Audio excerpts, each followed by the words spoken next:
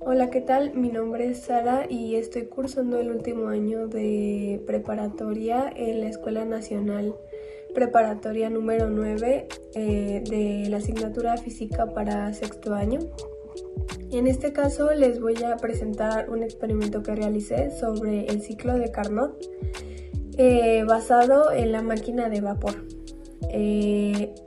Como pequeña introducción voy a hablarles sobre cómo es que Sadi Carnot decidió o pues más bien descubrió este proceso.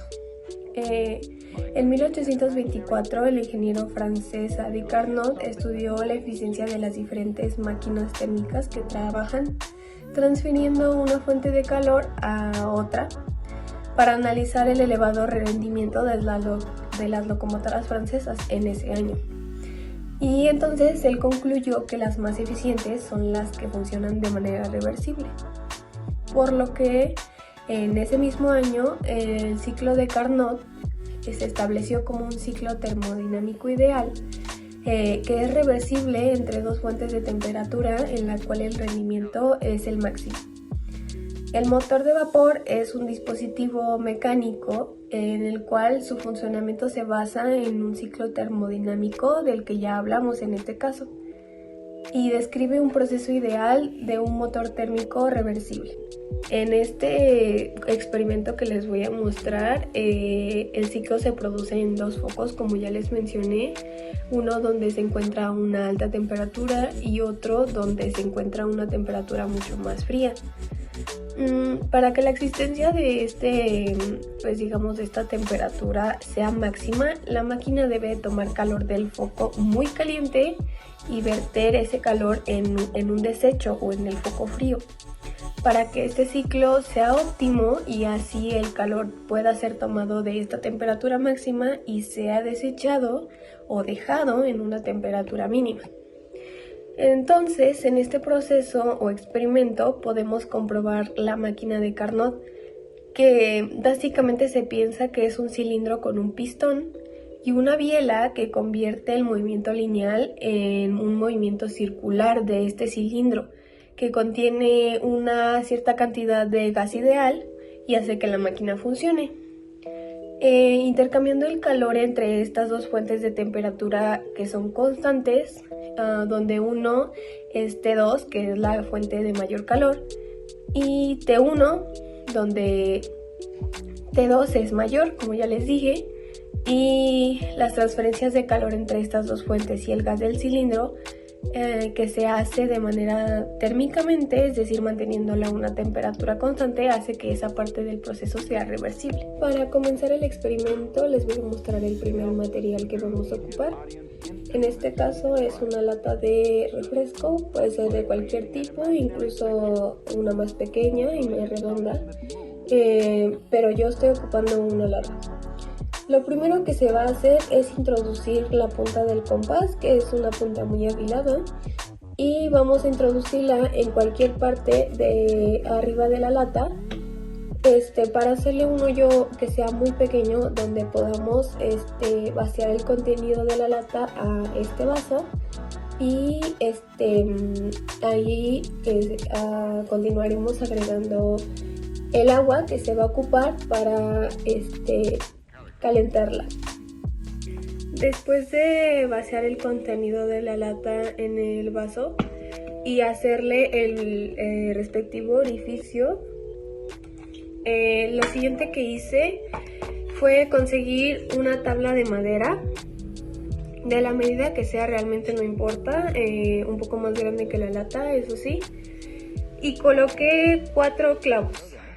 La verdad es que no se ve muy parejo, pero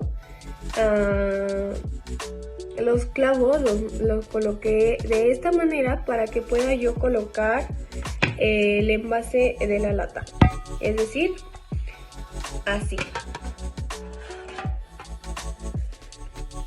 ¿Ven?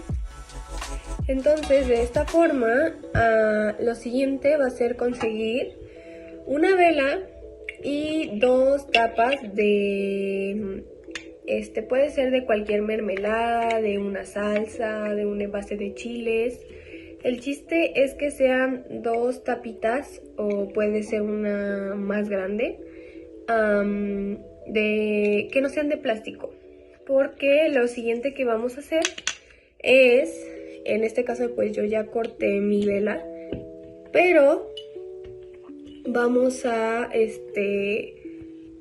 cortar la vela para ponerla aquí debajo en las tapitas.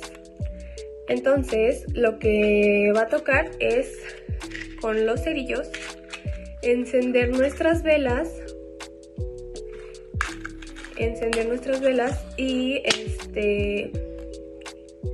dejar que un poco de la cera caiga sobre la tapa para que podamos adherirla.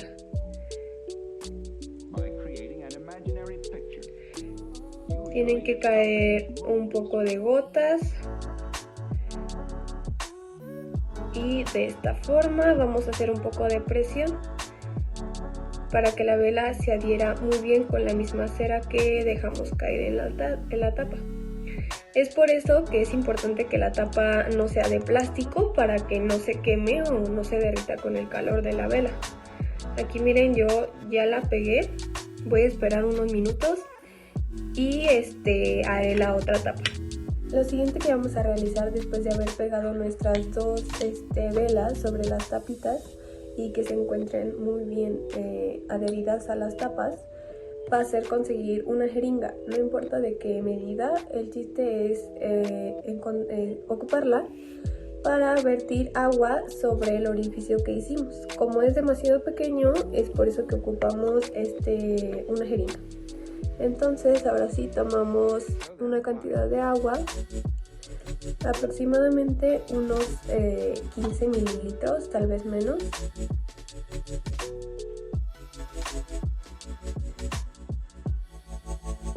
Y es así como vamos a ir vaciando el contenido a la lata. El siguiente material que vamos a estar ocupando es un recorte de plástico, puede ser igual de otra lata. El chiste es que sea un material que sea un poco flexible porque lo vamos a recortar, entonces vamos a ocupar también tijeras, un marcatextos de un color que se vea, hilo y el mismo compás que utilizamos para pichar la lata. Entonces lo que vamos a hacer es dibujar un círculo sobre el papel. No tiene que ser realmente pues digámoslo así, perfecto. Solo tiene que ser así, un círculo donde lo marquemos, y ahora lo vamos a dividir como si fuera una pizza en varios cachos para tener mejor una referencia sobre dónde vamos a cortar. De esta forma, ¿lo ven? Ahora sí, con las tijeras vamos a empezar a recortar nuestro círculo.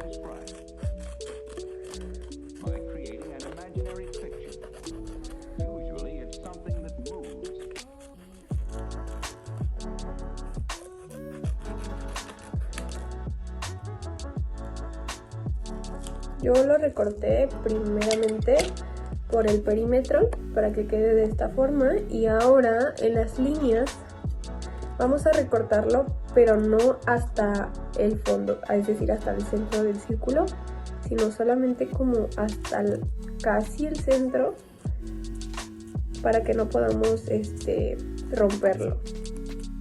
Y así en todos los lados.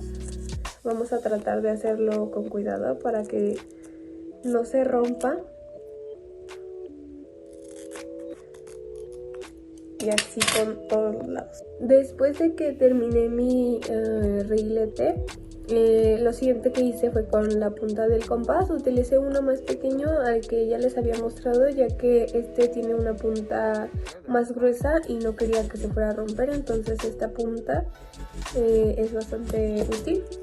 Y después de eso, por el mismo orificio que le hice, que podrán observar es muy pequeño, pasé una cantidad pues grande de hilo para atarlo sobre los clavos que les mencioné.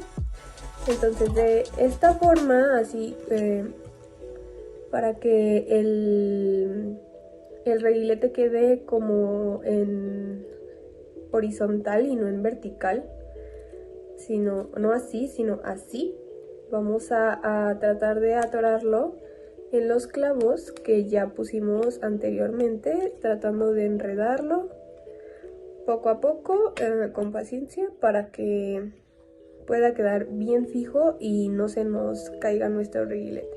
Ahora sí, después de haber terminado nuestro reguilete, procederemos a encender las velas debajo de la lata para que comience a calentarse el agua que colocamos adentro y tratemos de esperar máximo unos 10 minutos a ver qué pasa.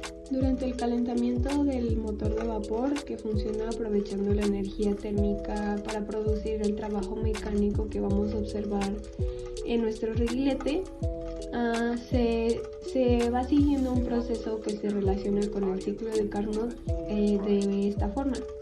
Primeramente, el calentamiento del agua, donde se empieza a convertir en vapor, y es un proceso similar a una expansión isotérmica del ciclo de Carnot, donde este vapor absorbe calor de una fuente caliente a temperatura constante. Posteriormente, la expansión del vapor, donde el vapor generado se introduce en un cilindro donde se expande y se empuja a un pistón, realizando el trabajo mecánico. En esta etapa se podría decir que corresponde a la expansión adiabática del ciclo de Carnot, donde el vapor continúa expandiéndose pero sin intercambio de calor en el entorno. Ya posteriormente, el enfriamiento de la condensación del vapor se puede decir que es después de expandirse y realizar un trabajo mecánico. El mismo vapor que vamos a ver se enfría y se condensa de nuevo en el agua líquida que introducimos en la lata. Este proceso podemos asemejarlo a la etapa de la compresión isotérmica del ciclo de Carnot, donde se extrae a trabajo mecánico del sistema y se libera el calor hacia una fuente fría. Por último, el cuarto paso es la compresión del agua líquida, donde el agua líquida se bombea de nuevo al sistema de calentamiento y se inicia un ciclo nuevo. Entonces, este paso se relaciona con la compresión adiabática del ciclo de Carnot, donde el agua se comprime intercambiando de calor en el entorno. Para concluir sobre este experimento, podemos decir que una máquina no tiene que seguir necesariamente el ciclo que nos presenta Carnot. Sin embargo, todos los motores que tienen el mismo efecto neto, es decir, que la absorción del calor que depositamos un depósito caliente, y la producción de trabajo y el desecho de este calor nos lleva a un reservorio frío, podemos preguntarnos si todos los ciclos reversibles que operan entre los mismos reservorios tienen un mismo rendimiento, y la verdad es que sí. Si nos basamos en la segunda ley de la termodinámica, que nos habla sobre que todos los ciclos de las máquinas reversibles producen un mismo efecto, podemos comparar este mismo proceso que ya realizamos con el de, por ejemplo, un refrigerador, donde el gas se presenta se presenta en una máquina que es funcionable al inverso de lo que nosotros acabamos de hacer.